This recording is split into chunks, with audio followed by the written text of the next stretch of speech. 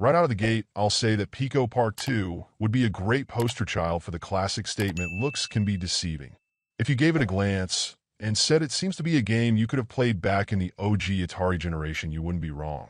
Most everything in the game doesn't just have a pixel art style.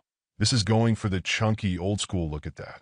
Nevertheless, if you get a few friends together and are willing to give it a go, it will absolutely still deliver a good, and likely pretty loud, time for all. Out of the gate, I'll admit I was a little underwhelmed. The fact is that my family and I have played quite a number of local co-op games at this point in the Switch's lifespan, and while the game's opening world is a little more demanding than most in terms of technique, it's pretty well-trodden territory.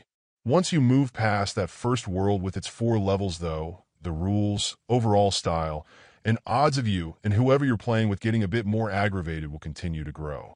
I think it's when we played a world of shoot-'em-up style levels, each with their own variations and what you needed to do to be successful, where it really hit home that we were playing a game with its own plan and direction. In that moment, it was easy to admire the effort behind the experience even as we tended to curse it.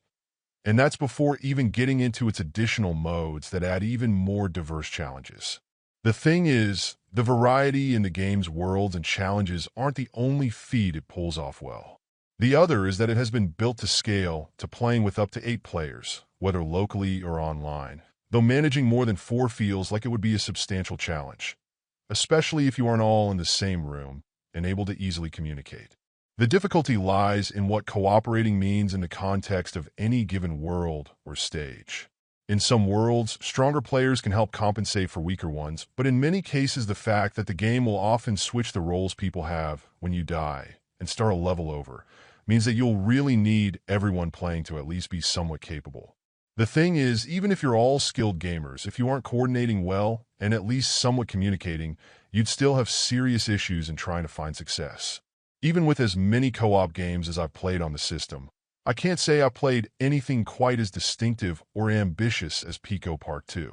Even if it had only implemented about half of the different modes and gameplay styles you'll hit in different stages, it still would have been a feat. The fact that it seems that they kept finding new rules to implement or genres to emulate, even after likely having a solid experience on their hands, is commendable.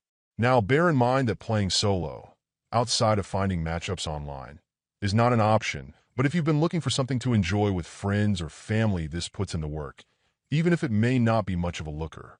Overall, my final score for the game ended up being a 9. And if you're interested in picking it up, it's currently available on the Switch eShop for $8.99. Thank you for taking the time to listen to this review. And if you'd like more information or ideas of indie games worth checking out on Switch, be sure to click on the link provided in the description. Until next time,